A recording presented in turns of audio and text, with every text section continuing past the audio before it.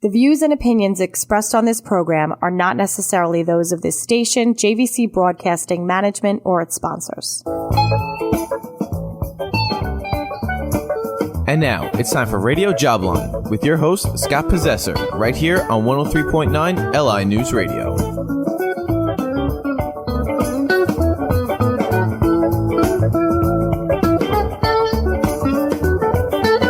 Welcome, everybody. It must be Saturday afternoon from 2 to 3 p.m., or it might be Wednesday night from 9 to 10 p.m. We're on twice a week to talk about your career, look at the job market, dissect the talent pools, look at the workplace, cover every workplace issue imaginable, and most of all, help you find a job. And to that end, tonight, we have some real experts, folks. Now, you ask, well, who's an expert? Who's an expert on finding a job? You can get a career counselor. You can get a wonderful person from an industry advisory board. There's so many people that are experts and that would like to be experts and so on. But in my opinion, the real job hunting experts in this world are recruiters. People that work in the executive search business. So tonight we have part 2 of our recruiter roundtable. We have some real stars in the business from here on Long Island that are going to answer all your questions. We're going to anticipate what you might want to know and expound on it here on the radio program so you can get as much information as possible. Joining me tonight is Daria Teller. Daria Teller is the Vice President of Executive Alliance. Daria recruits for construction, engineering, sustainable energy, law firms, and special projects. I also have Ralph Marra. Ralph joined same company, Executive Alliance, as a senior recruiter in 2021. Prior to joining, Ralph spent 40 years in IT. And everybody's going to be telling us a little bit more about how they got into business. And then I also have my good friend, Maura Halligan, who is really worked in a different field as a medical technologist before she got into the field. So let me start with you, Maura. How did you get into this crazy business? So I started in a laboratory, which I loved. I've always loved healthcare and science.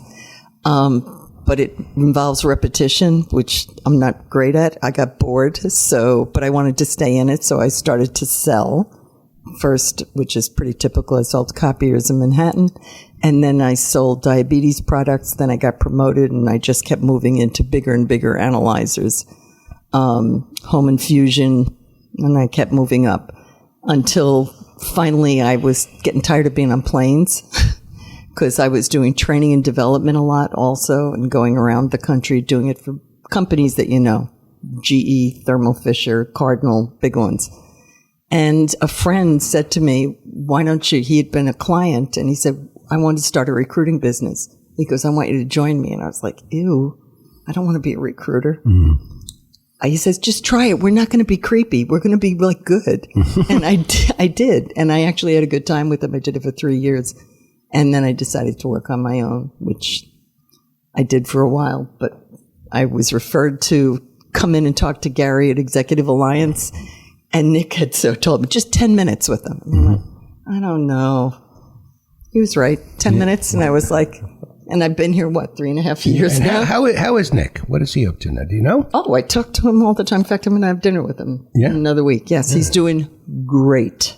Tell him I said hi. I will absolutely do. All right, Daria Teller. Hi. So tell us about how you got into this and nothing less than crazy business. Well, I've always been in the HR business where any job that I've worked at, I've always been the one that's done the recruiting, the staffing, the hiring, even with the businesses that I've owned. So it sort of was a natural progression that I really didn't see coming. Mm-hmm. I really had no idea this was going to be something I was going to do. And it was something that was sort of offered to me, and I shied away from it. I said, why would I do that? I'm doing so many other things. And then finally I spoke with Gary, and he's like, just give it a shot. Just give it a shot. I was like, you know what? I'll give it a shot. And my husband always says, which I was just telling everyone before, my husband always says, I'm the person that goes into the supermarket. I meet somebody. I talk to them. I know their whole life. I bring them home. I make them dinner. Mm-hmm. And that's me. I like to talk to people. I like to help people. I like different personalities. I like getting to know people's wants and their needs. And I just sort of have this sort of feeling that it makes me feel fulfilled if I can sort of help someone out. And I think that was something that I didn't realize that Gary saw in me, and that, you know, Gary's like, give it a shot. And I love it.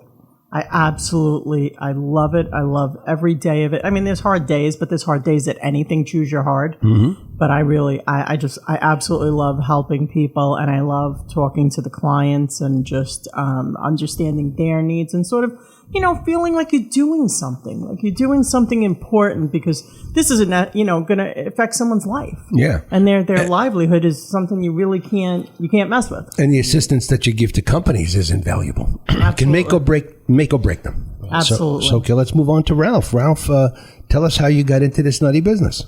Well, to tell you the truth, I spent 40 years in corporate America.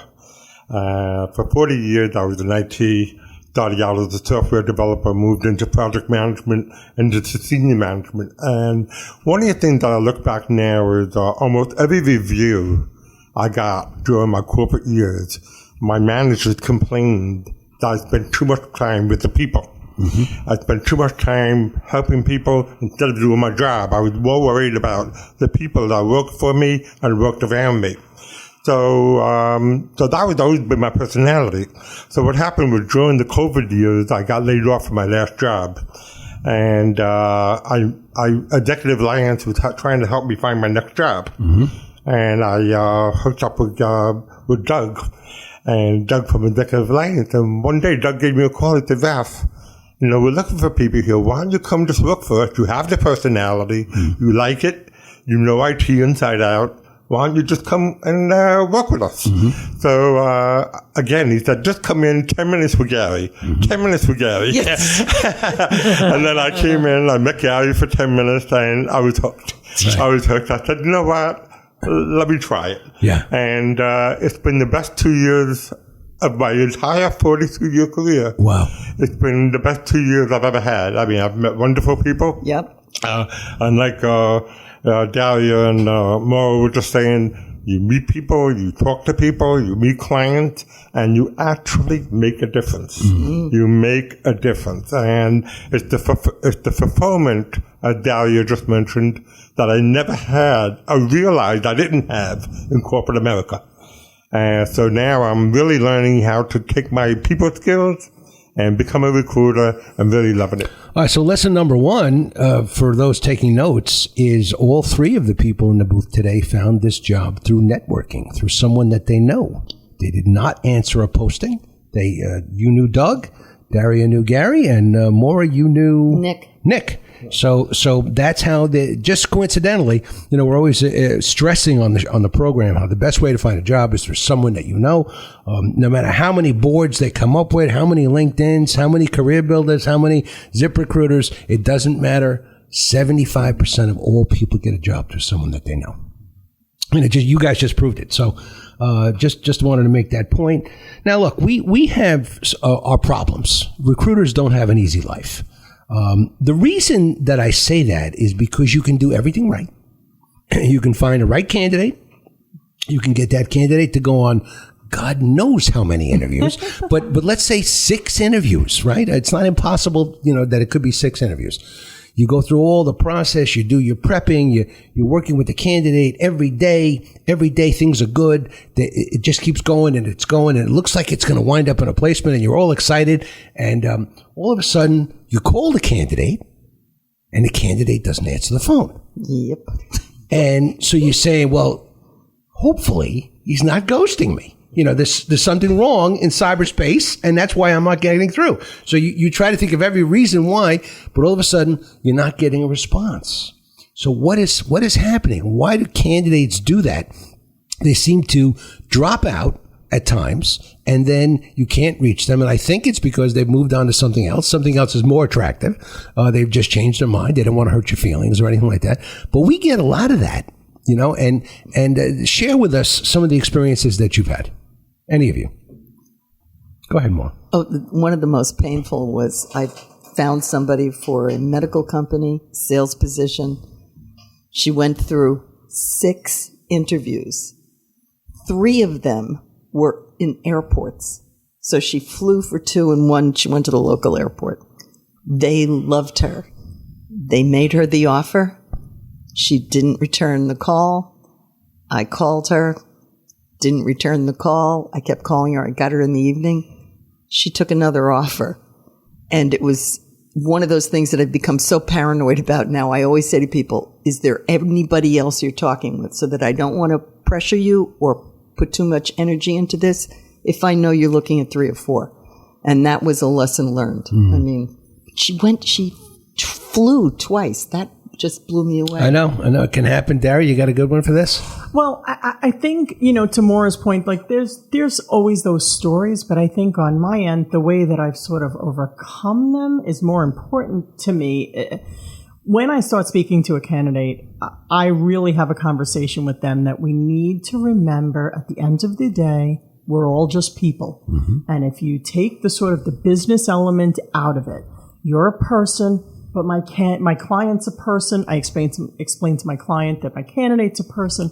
If we could just have the common respect for each other, and just, if you don't want the job, that's absolutely fine, because at the end of the day, I want you to be happy. If you're not happy, you're not going to last anyway. And it's pointless. It's wasting everybody's time.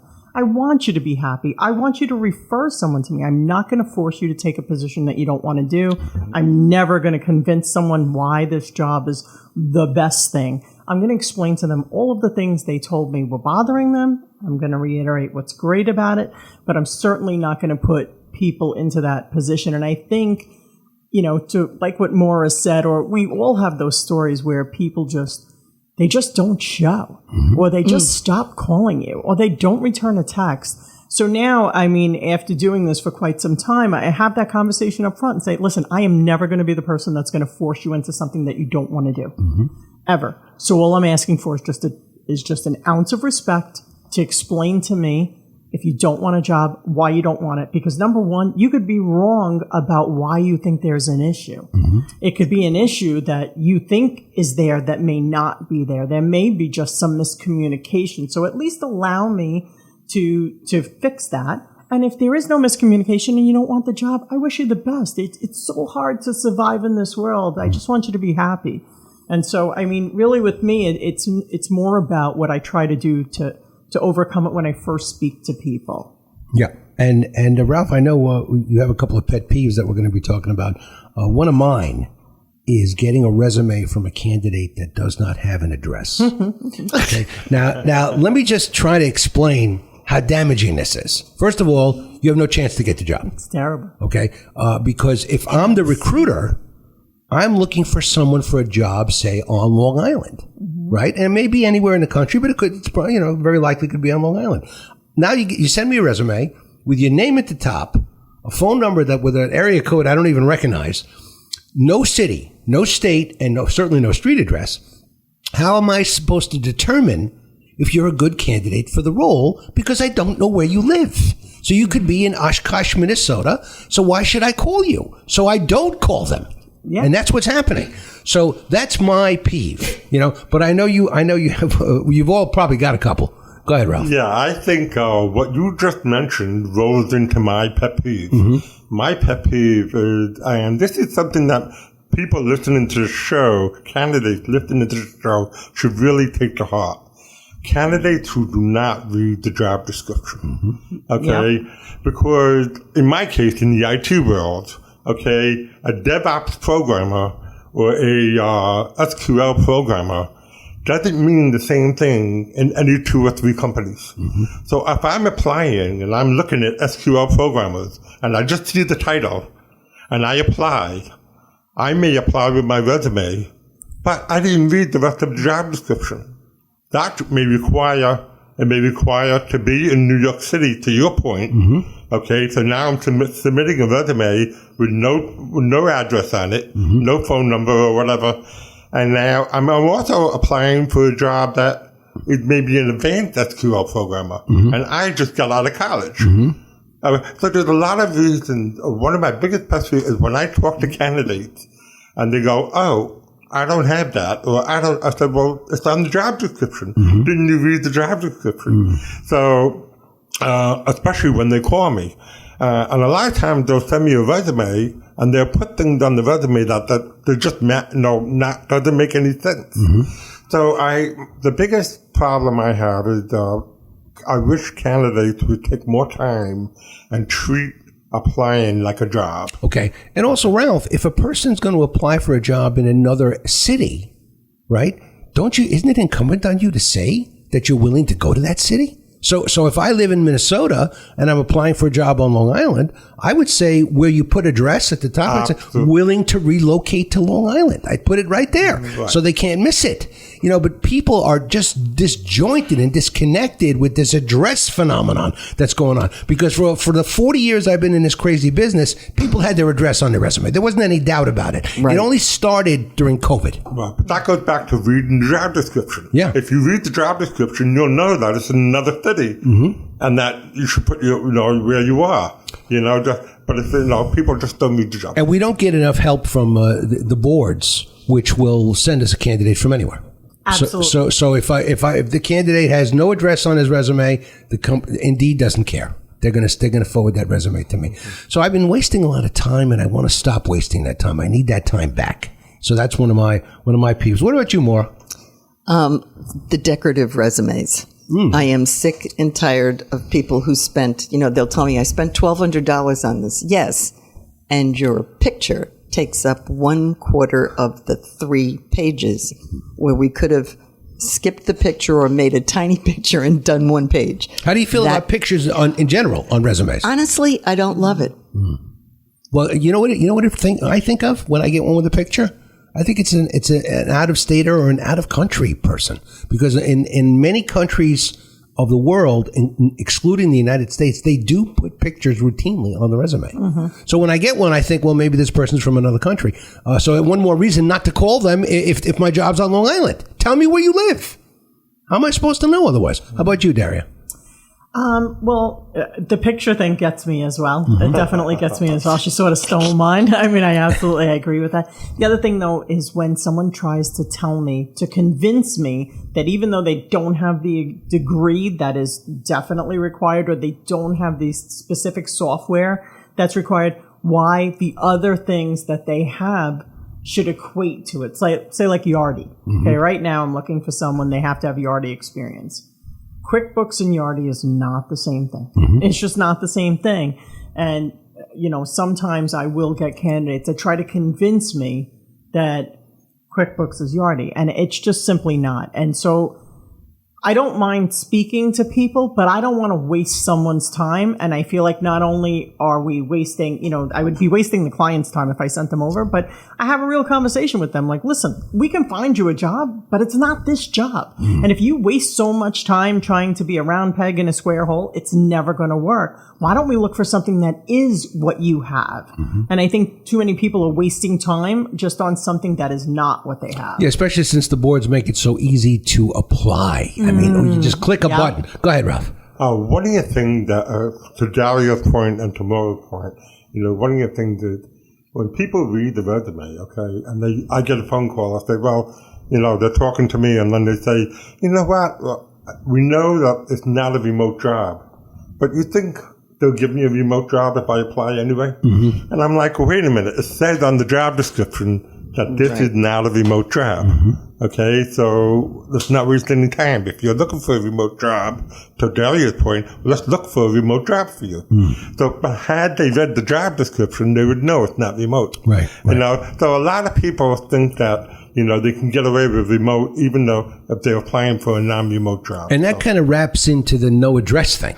Because they think, well, since the world is remote now, I don't need to put my address, so that makes me even crazier, because most of the jobs I work on, unfortunately, are not remote. They're hybrid, some of them, but I don't get too many remote jobs. So, folks, you can't assume that a company is going to offer you a remote job. I got an email today from a mother who's looking for a job for her son, which is fine. And I think it's great when parents help.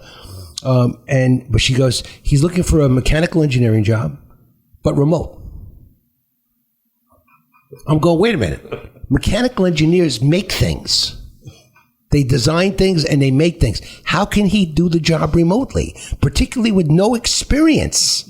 Right? So, you have to educate the candidate and the candidate's parents at times in order to make them understand that the world is not remote, even though they would like it to be. And I think, did you read the article today about a 4-day work week? No. A lot of companies are pushing it. 10 hours a day, 4 days a week. Gives you the same 40 hours. But I think as recruiters, we're still going to work 50, 60 hours anyway. It's not going to change. Right. And in general, today, the market, more and more companies are pulling them back in. They're getting away from remote. Right. So the remote is coming to an end as much. Okay. Are you listening to Radio Jobline with Scott Possessor? I have with me tonight Maura Halligan. I have Daria Teller. And I have Ralph, what is your last name? Marra. Ralph Marra, who is too good to be true. 40 years of IT experience. You're all terrific. I really appreciate having you guys here. If you'd like to be on Radio Jobline, you can write to me, scottp118@gmail.com. scottp118@gmail.com. I'm happy to have you or your idea on the show. Connect with me on LinkedIn because we post all of the Radio Joblines on LinkedIn on my account after they are here at the studio. We'll be right back. May the four winds blow you safely home.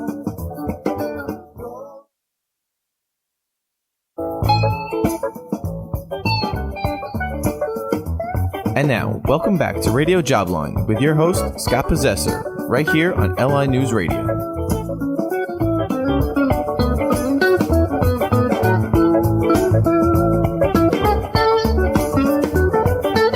Welcome back, everybody. You're listening to Radio Jobline with Scott Possessor. I am joined by 3 recruiters tonight that are going to answer every conceivable question you might be thinking about. Maura Halligan, Daria Teller, and Ralph Marra, all from a company called Executive Alliance in Comac, New York. Thank you, Gary Zalamsky, for providing these recruiters. So a shout out to you. We want to talk about the other side of the fence a little bit. And the other issue that recruiters sometimes have is that companies can be slow to get back to us.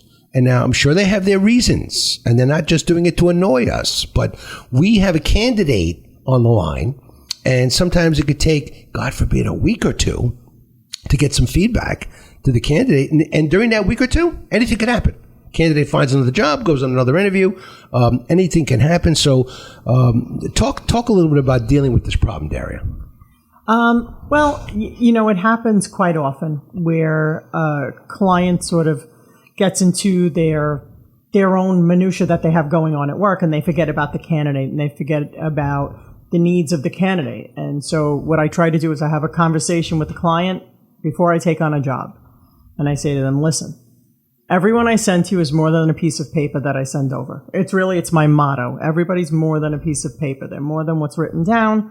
And they're more than just the minute or two that you're going to take to look at that piece of paper. So I'm going to provide you not only with someone, I'm going to provide you with a real person. And all I'm asking for you in return is that you honor them as a person, not just a piece of paper, because it's very easy as a business person, as a business owner, to look at a resume as just a business transaction and forget that there's a person attached to it. And so I have to say that my clients have gotten a lot better with responding and at least keeping in touch. So you may not be able to make a decision for 3 weeks, and that's fine. You have internal processes that are going on while we're conducting interviews, and that's perfectly acceptable. What's not acceptable is when you don't give me that information. If I send Bob to you, and you like Bob, and you think Bob's going to make it to round 3, but you still have 2 weeks of round 1 and round 2, let me know. Because then I can call Bob and I can manage his expectations because he's a person. I need to get back in touch with him and let him know what's going on. And I think that you need to have a conversation with the clients and just remind them, I understand it's very important what they have going on, but they have to understand that as recruiters, we represent them. And not just ourselves. We're really representing them and their brand and what they do. And in order to do that the right way, we need to be able to be a voice for them. And the only way we can do that is if they communicate with us. And perhaps, even return the call if you don't have information, just to say, I don't have information, or respond to the email. Say, Daria, it's going to be another 7 or 8 days before I can get back to you. And then you're cool with it. Absolutely. Because the candidate is going to know, you're going to get that message to the candidate that it's going to be 7 or 8 more days and then he can decide, or she, that I want to wait or don't want to wait, whatever. Right. So communication. Absolutely. And one of the things that you said, which I think is so important, is we sell the client. I get to know the client. So I will say they have a great management team, or their benefits are outstanding, or you're not even going to believe this, they have profit sharing, in a business where I know they don't normally do that. So it's like, I'm on your side. I present candidates to you, but I sell them on who you are. When you don't get back to me, that betrays everything I've told them about how much I know about you and, how much I trust you. That's a good point. So also, to that point also, a lot of times us as recruiters, we get exactly what the client is looking for. We get somebody that they really love, and then they drag their feet getting back to us. So I always tell the client, you have what you want here. Okay, always remember, this person is very valuable to other companies too. Exactly. So you're going to lose this person, especially if a client tells me they've been looking for a specific position for quite a while. And so I try to get my clients to understand, to Daria's point, that it's communication. Okay, and you really, really need to respect that this candidate is a human being. Yeah. And if you lose them, there's nothing I can do about it. Plus it's common sense, too. We all want to be treated like a professional. Right. So if I call you and you don't respond to my call, well, what am I supposed to think? Now 3 more days has gone by and I call you again and you're not responding to my call. Okay, well, how about an email? So I'll try an email. No response. So it's like, why am I persona non grata all of a sudden? What did I do? I provided a perfect candidate as per your specifications. Why are you ignoring me? And I know the answer. It's not them.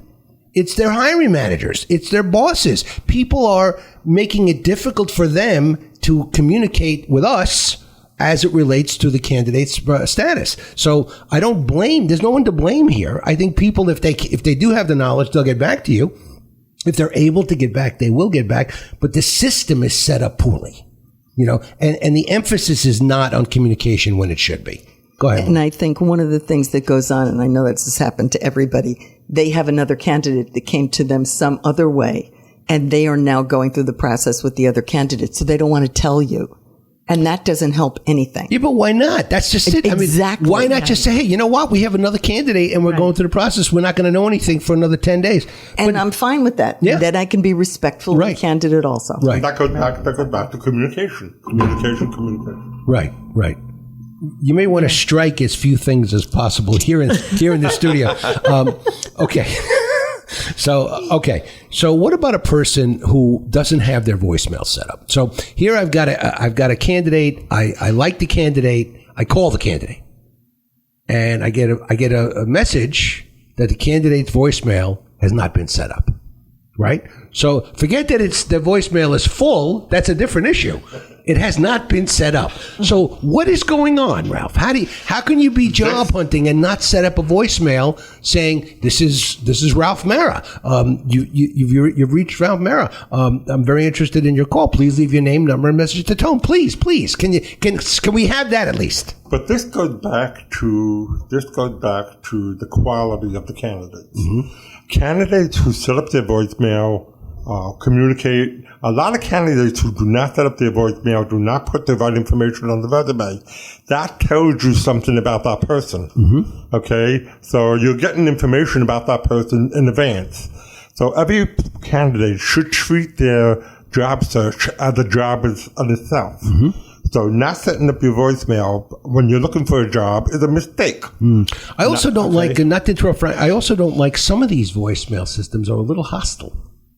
If you give me your name and I'll see if I can find the person that you're looking for. It's a little bit annoying. I think it's more Google, I think, does that than a typical voicemail system. Mm-hmm. But I don't want to be treated like that. I'm calling you. I want you to answer the phone. And we have this communication pact that we need to go forward. I want to be able to leave a message. I want to be able to leave a message. Exactly. So then you wind up sending them an email, Ralph, and then they don't get that either. Oh yeah, my email's not working. You get all kinds of crazy things. Mm-hmm. We're making candidates look a little bit bad, but sometimes they are a little bit bad. But usually candidates are wonderful. When they want the job and they're properly motivated, they give you everything you need. They're right on top of things. They're collaborating with you. They're with you. You're a unit, a 2-person unit. And that's when you know you have a great chance to make a placement in this business. Okay, so let's talk about other things that candidates can do to be better. Okay, One of them is preparation. All right. We talk about it a lot on this radio show, how a candidate can prep themselves. But even before I get to that, Ralph, I want to mention that a resume is a living document. You don't have one resume that you send to everybody. Right. If you're going after 12 different jobs, you need 12 different resumes. And each one is customized to reflect as many of the aspects of your background that exist that you can put on that resume, and it's incumbent on you to do that. So if you give a resume, and you're looking for an embedded software engineer, Ralph, and nowhere on the resume is the word embedded. Now, because of the technology that an embedded software engineer would use, I know that they're embedded, but I could be sending that resume to a talent acquisition person that does not know the technology, doesn't get that the candidate has the embedded experience they're looking for. So why not put the word embedded on the resume? That's what I'm trying to say. You've got to work the job. Every job you do, you need the right resume, customize, you need the right approach, you need to network with people to make sure you're pushing from both sides. Go ahead. And that's one of the advantages us as recruiters can give our candidates. We work with them on the resume. Once we get a resume, and I've seen resumes like that I see this person probably has it but doesn't put the resume. A resume is a story. Mm-hmm. You have to tell a story, right? You want to have a conversation with the resume. So a lot of times with my candidates, I'll tell them, okay, I understand what you're doing, but your resume is not reflecting that. So I'll send it back to them. I'll say, let's make some changes. Mm-hmm. Maybe at the summary at the top or whatever. So that's an advantage. A lot of candidates should take advantage of the recruiters, working with the recruiters to improve their resumes. Absolutely. Great point. Daria? I agree, 100% with what Ralph is saying. I do work hand in hand, though, with a lot of candidates to fix their resume. And it's always very important that they never lie, mm-hmm. because we don't condone that. So we're not talking about taking things from a job description and putting them on your resume to get the job. We're talking about things that you actually have experience in, and actually putting them on your resume and actually including them along with talking to our clients and making sure that they understand what's on this resume. So it's sort of like a twofold thing. You work with the candidate, you make sure that they understand what's expected of them, and you make sure 100% that they do have that experience. They put that on the resume. When that goes on the resume, you make sure that your client understands that those specific things that they're looking for are on that resume. You sort of want to let them know, hey, here's the checklist of the 5 things you told me you need to have. This person has them, and this is where they have them from. This is when they did them. This is examples.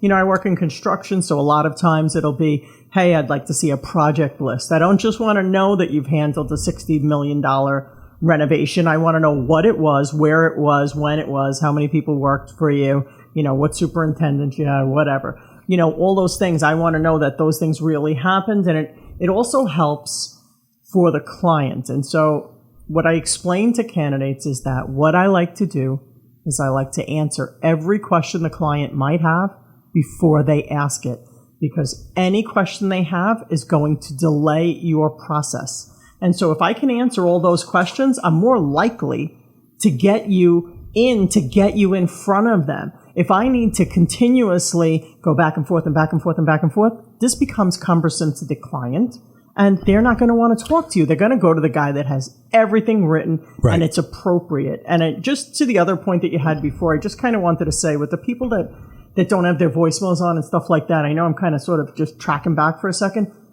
What I do with those people, I do text them also, and I shoot them a text and I say, hey, listen, I'm trying to help you.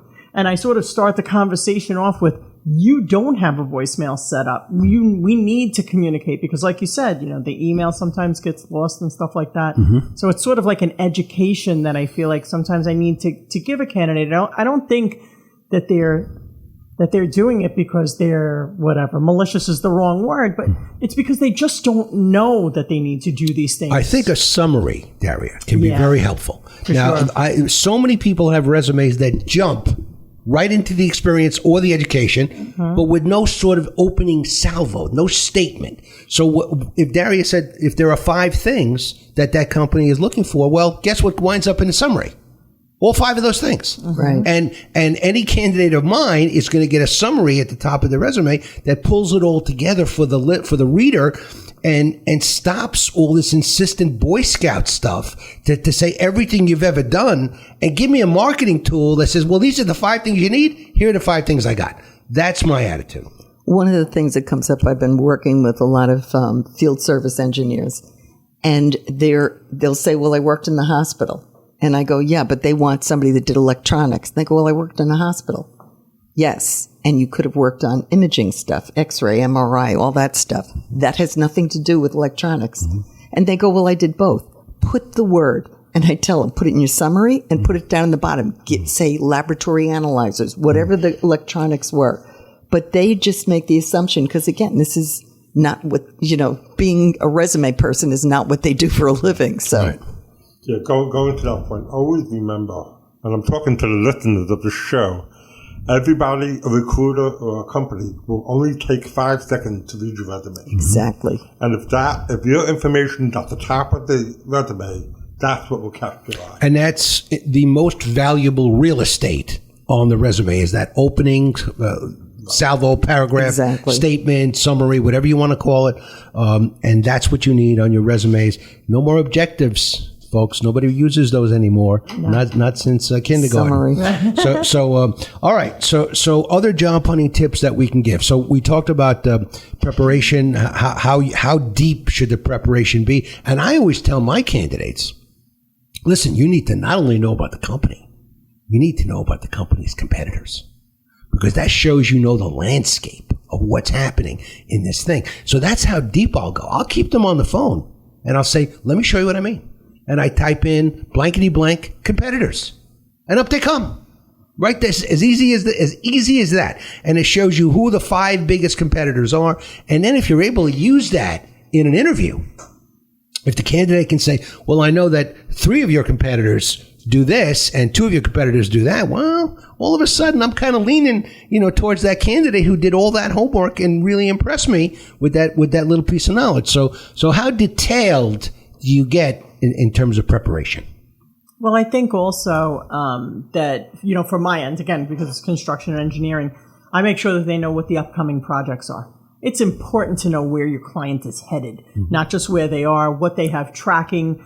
Some of the clients track out for 5 years, and it's very easy to Google, where someone is going, where a client's going, and, what their thought process is, or any newspaper articles or online blogs that are press about them. Releases. Absolutely. So it's important to know the key players and where the company's vision is going. And I think that sets you apart, is to understand, because it really shows the client that you actually care. You understand what they're doing and what their overall goal is, as opposed to just being a worker bee kind of thing. Right. And you said use the word vision. Yeah. Right. So if you're looking at the press releases, you can see the vision that the company is trying to put out there, and therefore help you in your preparation for the job. Go ahead, Mark. And the other thing is to look at the background of the person you're going to be talking to. Good idea. Yes. Where did they come from? Have they only been there 6 months? Okay, so then they won't know. But if they've been there for 8 or 9 years, they've got a lot they can tell you. So you really want to be looking at who are you interviewing what's cool? with. What's cool is, let's say you got a 5-person interview. You're going to be interviewed by 5 people, and one of them went to your university. Exactly. So, and it just happened to me the other day. This guy went to Pepperdine, and it's just one of these names that I never forgot.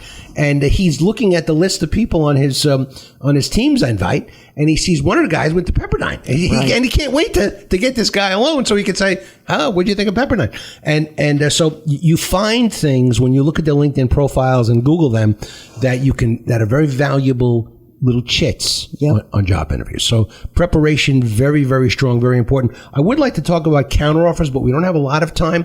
Folks, just quickly, how do you feel about a candidate accepting a counteroffer?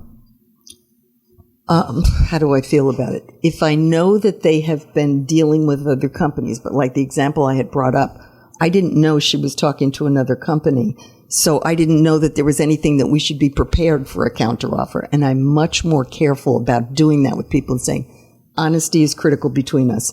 If you're talking to other companies, which I totally expect you may, just let me know on going in so I can be prepared to do and, fight for you as, strongly as I can, but I need to know the landscape.